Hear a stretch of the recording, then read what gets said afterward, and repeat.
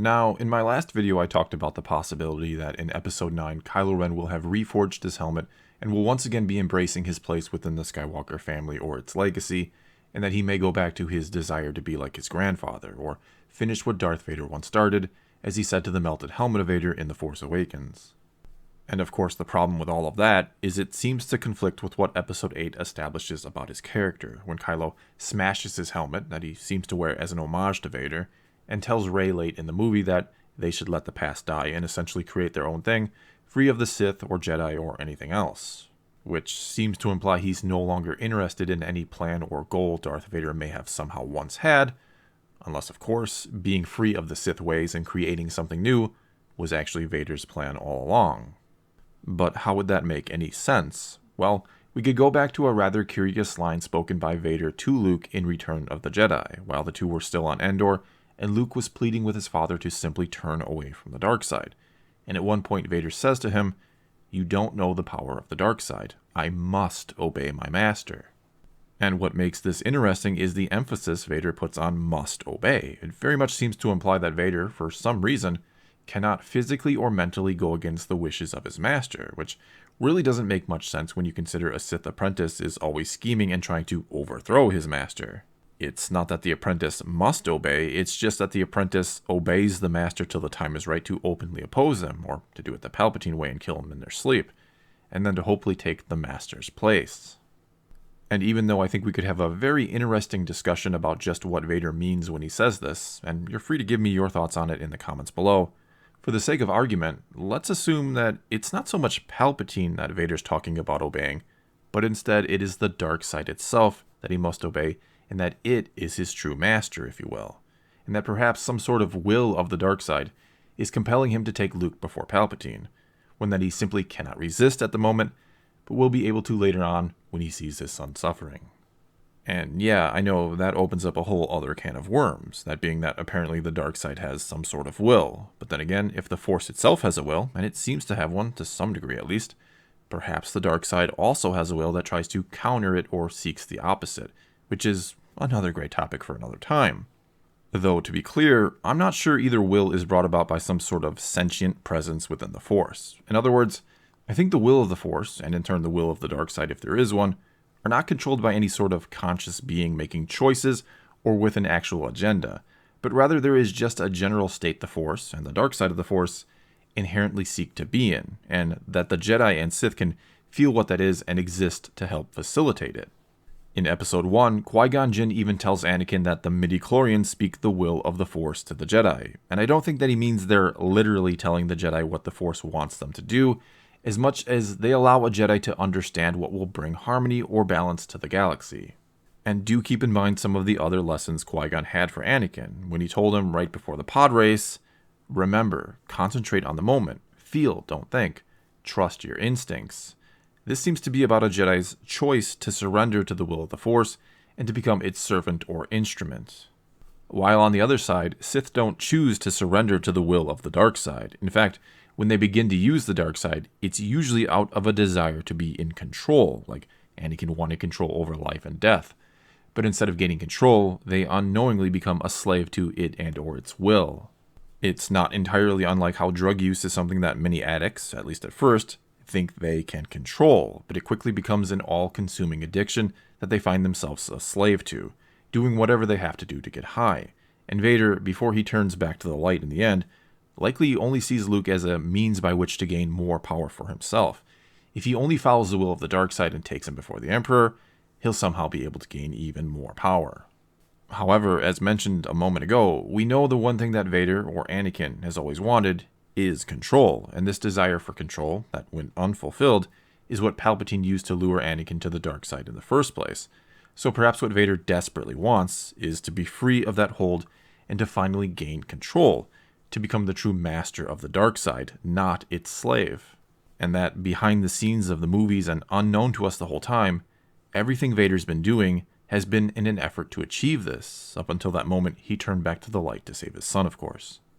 So when Kylo Ren says to the Mask of Vader in Episode 7 that, "I will finish what you started," what he's really saying is he wants to now accomplish what Vader sought, control over the dark side, to break free of the Sith ways and to create something new, to, like Vader wanted, become the true master of the dark side, not just a slave to it. Also keep in mind Kylo, in that scene, is basically begging the helmet of Vader to have the power of the dark side shown to him again. And if he gets to see it, if he again gets to experience all that power he'll one day possess and have control over, he'll let nothing stand in his way anymore. He'll finally be able to rid himself of that pull to the light that he fears Snoke can sense in him. And this, of course, is the reason why he kills his father Han Solo, the reason why he smashes his helmet after Snoke ridicules him for it, and the reason why he brings Rey before Snoke. He both wants to rid himself of the light and to try and convince or fool Snoke into believing that he serves him, when in reality, he's just looking for that one opening to be able to turn on him and destroy him. And what I think Snoke could be, or should I say was, is some sort of manifestation of the dark side itself, some sort of living representation of it, for lack of a better way of putting it. This would then explain one of the most head-scratching issues created by The Last Jedi, that being that apparently there isn't or doesn't need to be a counterbalance to Snoke in the Force. Because, as you know, Snoke himself says that darkness rises and light to meet it, and then goes on to say that he knew a counter for Kylo Ren would emerge on the light side, yet says nothing about any counterbalance to him or even one needing to exist. And quite clearly, Snoke is more powerful than Kylo Ren, at least he is at this point in the story. In fact, he seems more powerful than any dark side user we've ever seen before, or even heard about. So why is there no counter for him? Where is his light side equivalent? I mean, did Snoke kill his counter off at some point, maybe in the distant past, and the light side shrugged its shoulders and hasn't tried to counter him again since? And if that's the case, why does the Force now worry about a lesser dark side user like Kylo Ren and make a counter for him and continue to ignore Snoke? Was Luke maybe supposed to be a counter for Snoke? But then again, Snoke himself said that he thought Luke was going to be Kylo's counter, which is kind of confusing since Luke obviously grew in power with the light side long before Kylo or Ben was even born. In fact, since Ben was born about a year after the events of Return of the Jedi, it seems almost like Kylo ended up being a dark side counter to Luke, and at the same time, almost like a light side counter to Snoke, since he also took him out. And now Rey can take out Kylo since she's his counter, but then we'll probably need something to counter Rey, won't we? And no, I'm not really trying to be confusing or even sarcastic, nor do I want to sit here and try to make sense of some of the senselessness that The Last Jedi introduced into the canon, yet here I am. Anyway, if Kylo is going to go back to wearing his mask in Episode 9, and perhaps again take up some purpose or goal that Darth Vader once had, and again, let's assume it's to somehow be the master of the dark side, or something along those lines, the best thing you can do is to figuratively change the title of Episode 8 from The Last Jedi to Kylo's Secret Plan, or maybe Vader's Legacy. And if Snoke was actually some sort of manifestation of the dark side itself, and hence free of the apparent counterbalance game, which he himself seems to imply, Kylo may have needed to destroy him to carry out Vader's plan of becoming the master of the dark side, to take Snoke's place, if you will. And perhaps the destruction of the Sith even lured Snoke out into the open for some reason, after being in hiding for who knows how long.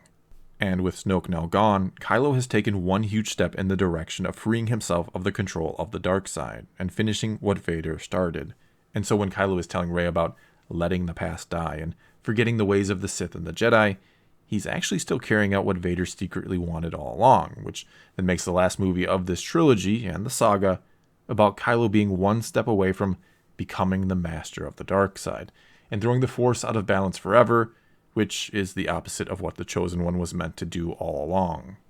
This could allow for a moment when the Force ghosts of both Anakin and Luke confront Kylo Ren, warning him about what he's about to do and the consequences it'll have, but he ignores them, leaving it up to, like it or not, Rey to be the one who either has to destroy him and stop his crazy plan, or to maybe somehow bring him back to the light, or even do something else that will prevent Kylo from succeeding. Which, as goofy as it sounds, could involve her sacrificing herself to lessen his power for some reason, due to the counterbalance game again, which I'm not saying is necessarily a great idea or one that makes a ton of sense, but I am hoping for some sort of surprising twist ending involving Rey.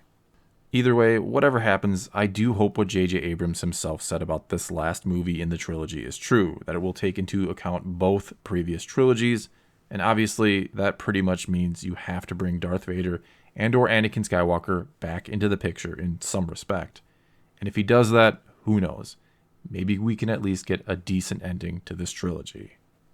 Well, that's all I've got for you this time. Now it's your turn to tell me what you think about this theory. Could Episode 8 be turned into Kylo actually carrying out Vader's secret plan? And should it be? What do you think about the dark side having a will, and one that could be overcome by a master of the dark side?